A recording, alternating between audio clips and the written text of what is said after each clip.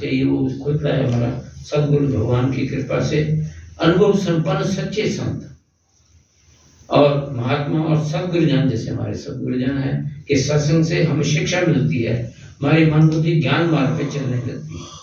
जो अनुभवी महापुरुष हैं जब वो ज्ञान देते हैं तो हमारी जो बुद्धि है ज्ञान मार्ग पे चलने लगती है और उनके संग सामर्थ्य से हमारा उद्धार होना निश्चित हो जाता है। ऐसे गुरुओं के हमने संगत में हम आए हुए हैं, संगम चरणों में आए हुए हैं, तो हमारा कल्याण होना निश्चित है, गारंटी।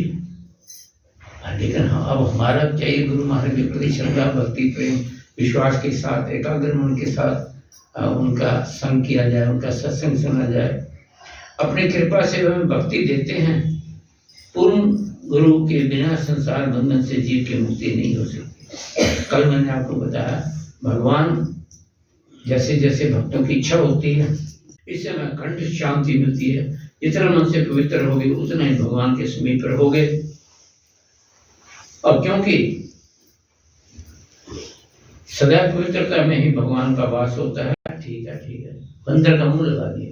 ये तो फिर प्रचार करता है, तीनों लोगों में घूमता फिरता भक्ति का करता है। अब उसका ब्याह हो जाएगा तो मेरा तो व्यापार ठप हो जाएगा। तो भगवान वो इच्छा पूरी करते हैं जिसमें भक्त का भला। वो माँ को काम करना है, वो लगा देती है, बच्चे को खिलौने दे दी, मिठाई दे दी, चीजें दे दी, खेलता रहा बच्चा खेलता रहता है। जब भूख लगती है माँ की फिर उसको गोदी में जाना उसने फिर होता है, फिर माँ जैसे भी उठाती है उसको। इसमें भगवान हमारी इच्छा पूरी करते थे, कंचन की कामनी की कीर्ति देते हैं। चलो भाई लगे रहो, इसी में लगे रहो।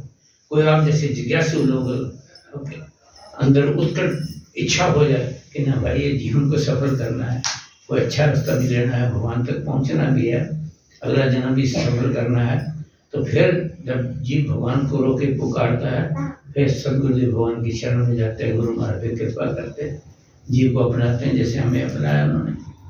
तो ये दृष्टांत दिया था। सत्संग पूरा तभी होता है जब हम उसके ऊपर हम चिंतन करें, मनन करें। तो हमारे सचित आनंद बनने का हमारे को भगवान मौका देते हैं। और ये गुण है जीवात्मा का, सचित आनंद। हमारा संसार के अंदर तीन चीजें सत्य हैं, कल बताया था, वो कभी मिटती नहीं, अविनाशी है। सचित आनंद तीन सत्य है।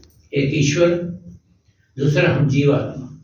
शरीर बदलते रहते हैं, जैसा आप नहाने के लिए गए, पुराने वस्त्र उतार दिए, नहा करके नए वस्त्र पहन लिए। ये जीवात्मा करता रहता है, पुत्र की संख्या जन्म हो चुके। ये जीवात्मा जो हमारा अंग है ये अजर अमर है। हम कहते फलाना जी गुजर गया जी, डेथ हो गई जी, मर गया जी, कुछ नहीं, सिर्फ चेंज है। दो तीसरी चीज है माया। भगवान ने सिर्फ तीन चीजें अजर अमर है। तो हम अमरता को प्राप्त करना है, हमारे सचित आनंद रूप हमारा है, जो भगवान का गुण है वही हमारे का भी गुण है। तो इसी प्रकार जो अच्छे भगवान के गुरु के चरणों में आए हुए जीव हैं वो संसार गुणग्राही होते हैं, गुण पकड़ते हैं। बाकी जो बुराई है, राग है, द्वेष है, लड़ाई झगड़े मार प्रसाद, ये सब इससे बचते हैं। मैंने कई बार जैसे आपने किसी ने कोई आके आपकी बेइज्जती कर दी तो फिर बाद में उसको कुछ ना कहो, लड़ाई लड़ने दो। फिर जाके उससे पूछ, बहन एक हाथ जोड़ के खड़े हो जाए उसके आगे कि बहन मेरा तो कोई दोष नहीं था, आपने मेरे को सबके सामने इतना कुछ कह दिया, देखो मैं आपसे क्षमा मांगती हूँ। आपने कुछ भी नहीं किया, आपकी गलती है ही नहीं, आप क्षमा मांग रहे हैं। क्यों मांग रही हैं? कि हमको करना है भजन, हमको अपने मन को करना है एकाग्र। हम लड़ाई झगड़ा थोड़े करें। कुत्ते का दृष्टांत दिया था, ये कुत्ते को जाना था, मान लो बहुत दूर जाना था, रुड़की जाना था। अब यहाँ जरा कुत्ते भौंकने लगे और चुप कर दिया, अपना चलता रहा। एक और कुत्ता था, जगह जगह कुत्ते होते वो भिड़ने लग गया, वो करने लग गया, शामली तक नहीं पहुंचा, रुड़की तो वहां जाना था। तो एक और कुत्ता था, जब कुत्ते मारने को चाहते दम दबा करके ऐसे चुप करके ऐसे बैठ जाता, वहां मुंह पे चला करते करते वो पहुंच गया रुड़की।